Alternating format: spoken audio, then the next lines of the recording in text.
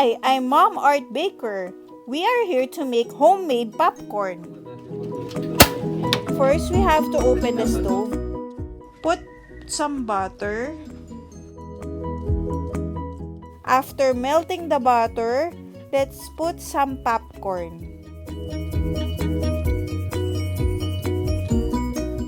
In this case, I just put half of the plastic of the popcorn.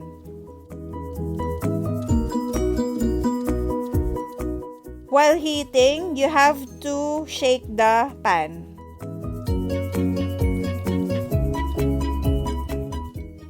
Then put the cover and then shake it.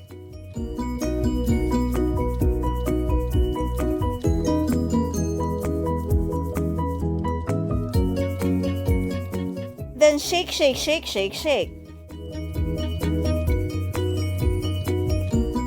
The cover again. While in medium heat, you will hear the corn pops.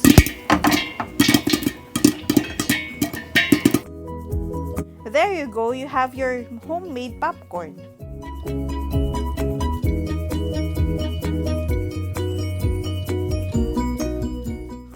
Put the popcorn into an enclosed plasticware.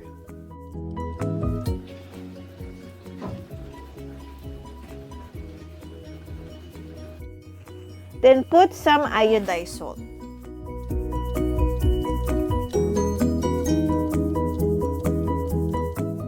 Then do the shake.